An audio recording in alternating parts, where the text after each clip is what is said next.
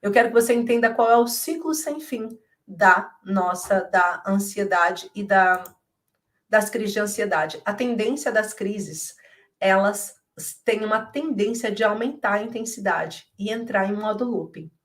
E o que acontece? Eu quero que vocês identifiquem se vocês estão passando por isso, se nesse momento você está dentro do looping da ansiedade, que vai fazer com que os sintomas sejam cada vez maiores. Você fica ansiosa, tá? E depois você tenta fugir. Vamos pensar nisso. Alguém te convida para sair e você vai lá e começa a ficar ansiosa.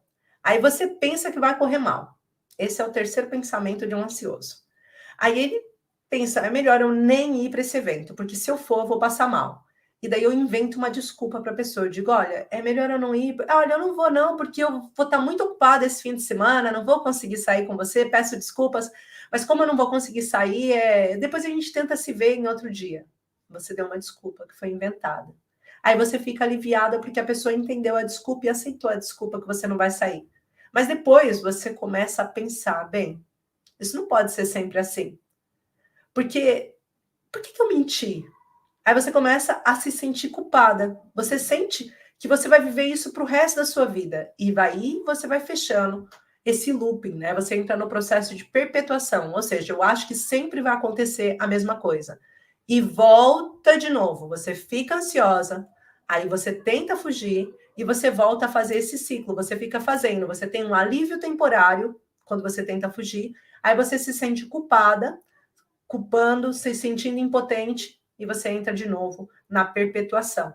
Essas são as respostas simples de quem está passando no que a gente chama de looping da ansiedade, que fica tempos e tempos sentindo essa ansiedade acontecendo. E esse looping, ele vai se perpetuando. Então, a pergunta da Júlia agora, mas então como é que devemos melhorar? Eu vou falar exatamente o que eu penso sobre isso, Júlia. Alguém perguntou aqui qual é a minha formação. Eu sou especialista na superação da depressão e da ansiedade. Eu trabalho com várias ferramentas de vários cursos que eu fiz para conseguir chegar até o desenvolvimento de uma metodologia aplicada na prática, que há mais de 10 anos tem trazido muitos resultados. Bem, desde psicoterapia, hipnose clínica, tudo isso eu fui passando, tá? Várias formas e ferramentas de terapeuta eu uso. Aromaterapia, várias situações que possam fazer com que chegue num resultado melhor. Medicina nova germânica, entre várias outras ferramentas, mas sempre dentro de todo esse espectro, de tudo que eu estudei, eu sempre olho para o foco da depressão e da ansiedade. Então, qualquer curso ou formação que eu faça, como eu fiz a semana passada, uma formação, elas são voltadas para eu tirar o melhor partido para a depressão e ansiedade, tá bom? Então, agora eu vou falar um pouquinho para vocês de como é possível vocês conseguirem entender qual o melhor caminho para ter os melhores resultados se vocês estão com a depressão, com a ansiedade, né? Hoje a gente está falando de ansiedade, mas eu falo muito de depressão também, então trago aqui para vocês. Ó, você pode continuar tratando com os métodos convencionais, mas eu quero que você tenha muita atenção a isso. Por quê?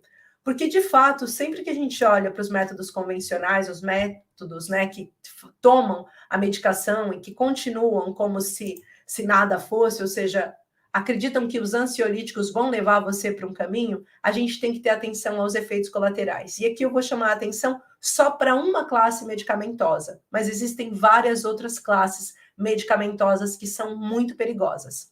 E a primeira classe medicamentosa que eu vou chamar é para alguns benzodiazepínicos. Aqui no YouTube eu estou mostrando para vocês uma reportagem que saiu no Galileu, que é até um site brasileiro, que saiu há pouco tempo atrás falando de 50% mais chance as pessoas têm de desenvolver uma demência através do uso de alguns antidepressivos e ansiolíticos. E por que eu estou trazendo aqui isso para vocês? Porque muitas pessoas não só têm ansiedade, mas sofrem de depressão. Então eu quero trazer esse alerta.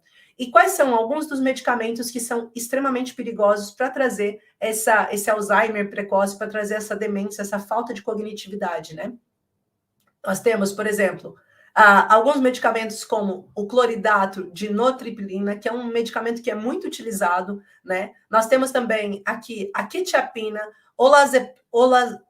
olanzapina, a dorpromazina, a perfenazina, que são medicamentos que são muito comuns de trazerem esse tipo de... A paroxetina, né, que é muito comum também ser usada, e que trazem todas essas questões pós, ou seja, que você passa a ter outras situações que fazem com que você tenha a depressão mais ela silenciada, a ansiedade silenciada, mas a longo prazo você passa a tornar o seu sistema imunológico muito precário e fazendo com que o seu tronco encefálico, né, que é onde atuam os benzodiazepínicos, surta e começa a apresentar algumas deficiências, e são deficiências muito significativas. Pode trazer glaucoma ocular, pode trazer queda de cabelo, e alguns ansiolíticos trazem o que a gente chama de depressão.